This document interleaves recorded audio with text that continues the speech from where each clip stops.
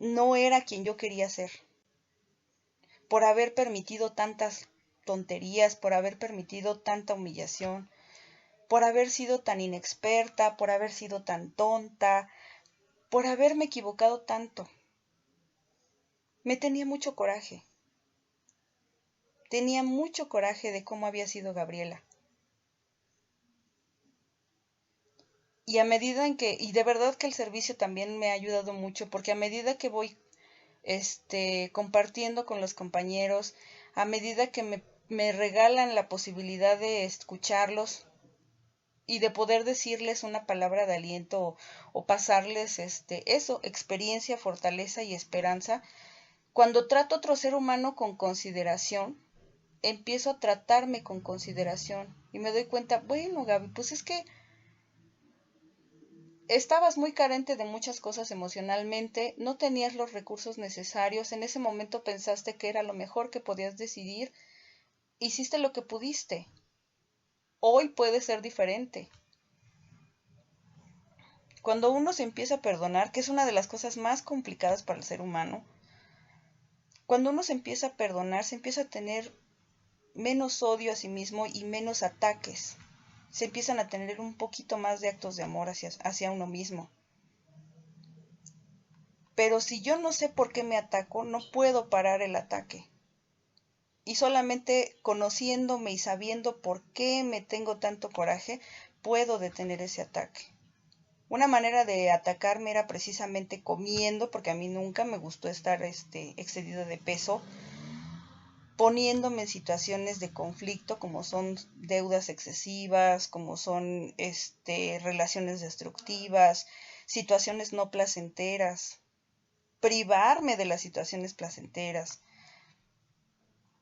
Cuando empiezo a darme cuenta de esas situaciones, empieza a ceder un poco el ataque, empieza a ceder un poco el coraje y empiezan a ceder un poco los actos de destrucción hacia mí. Hubo momentos en que yo tuve que incluir en mi oración, Señor, ayúdame y líbrame de todo mal, hasta de mí misma, porque yo era muy severa para mi autocrítica. No tenía consideración y por supuesto que tampoco tenía un ápice de piedad y todo era muy rígido, ¿no? Me pidieron que me quitara esa frase, esa costumbre de pendejearme, ¿no? De, ay, pendeja, por Dios, o sea, hasta en esos pequeños detalles que pareciera insignificantes, pero que tienen mucho que ver, que saneara mi lenguaje, que tratara de atacarme menos a través incluso del lenguaje, porque la palabra de verdad que sí es sagrada. Es como irme definiendo poco a poco. Y es un camino que de verdad es que al principio cuesta trabajo, pero en realidad es muy satisfactorio. En realidad es muy satisfactorio. Es cuando uno realmente aplica el axioma de vive y deja vivir. Vive lo que tengas que vivir, equivócate lo que tengas que equivocarte, tropiézate lo que tengas que tropezarte. Pero trata de entenderte y trata de conocerte. Cuando uno se toma de la mano del programa, los tropezones son menos.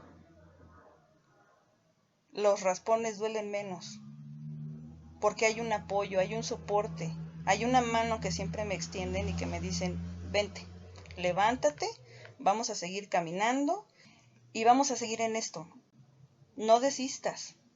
Porque sí hubo muchos momentos en los que yo tenía ganas de tirar el arpa, ¿no? Y decir, ya estoy hasta la madre, ¿no? Y si no fuera por el plan de alimentos, era por la pareja. Y si no era por la pareja, era por el cambio de hábitos. Pero sí hay un momento en el que la enfermedad trata de estar ahí latente y uno trata de defenderla hasta las aras de la pinche locura, ¿no? Empieza también a entender algunos conceptos de cuando uno trata de hacer codependientes a las demás personas para que no se vayan de mi lado, es un acto de egoísmo totalmente carente de amor Y es un acto humillante para los demás, porque es demostrarles que no saben vivir solos en esta vida, no son competentes. Cuando yo escuché eso, definitivamente no era lo que yo quería para mi hijo. Y me costó mucho trabajo dejar que formara su propio camino, dejar que formara su propia personalidad, sus propios gustos, que definiera sus propios gustos, que pudiera identificar sus propias necesidades. No es muy grato. No fue muy grato para mí decir ya no voy a ser necesaria en su vida.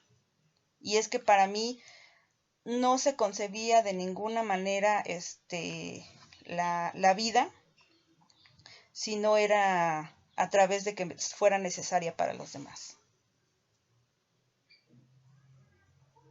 Y no necesariamente tiene que ser así. La presencia de mi hijo, yo trato de equiparar un poco el cariño que le tengo a mi hijo, porque ha sido uno de los cariños un poco menos enfermos que he tenido. Yo no quiero a mi hijo porque lo necesite. Simplemente lo quiero, por alguna razón, pero lo quiero. Y aunque él no aporte algo a mi vida, materialmente hablando o algo así, siempre va a ser importante en mi vida. Vamos, no necesita ser indispensable para que yo lo quiera. O no necesita ser aportador de algo para que yo lo quiera en mi vida. Yo lo quiero de manera desinteresada, simple y sencillamente porque lo quiero. Entonces, a partir de ahí empecé a entender, bueno, pues es que si realmente me quiere, no es necesario que le sea indispensable.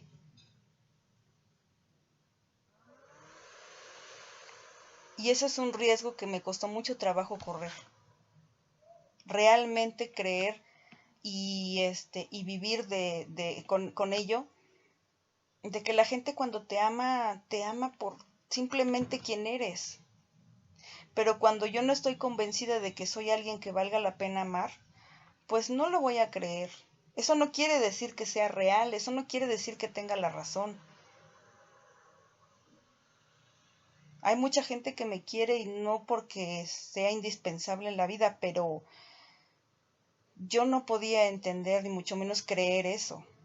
Yo siempre andaba comprando el afecto del ex esposo, el afecto del hijo, el afecto de los familiares de origen, el afecto de los amigos. O sea, no solamente tenía que ser la gordita bonachona buen pedo para ser aceptada, sino aparte tenía que comprar su compañía. Se cumplía la premisa de ese dicho tan famoso de que gastamos dinero que no tenemos en gente que no le importa para aparentar lo que no somos, porque yo necesitaba ser indispensable para los demás.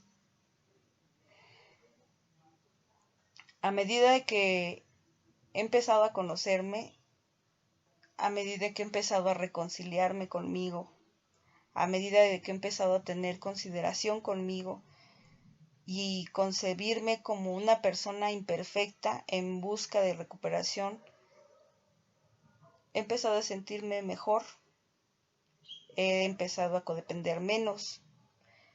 No puedo decir que ya está resuelto mi problema.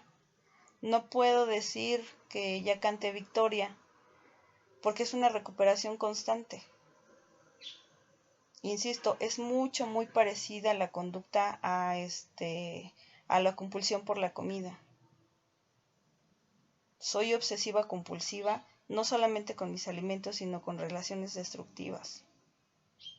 Y tengo que conocer ese aspecto también porque, insisto, hay ciertos detonadores. En cuanto empiezo a ver que yo quiero rescatar a alguien y empiezo a perseguirlo y empiezo a acosarlo y me empiezo a victimizar y mi vida empieza a caer en caos respecto a la relación que tengo con esa persona, aguas, Gabriela, aguas, porque estás dejando que la enfermedad empiece a entrar en tu vida.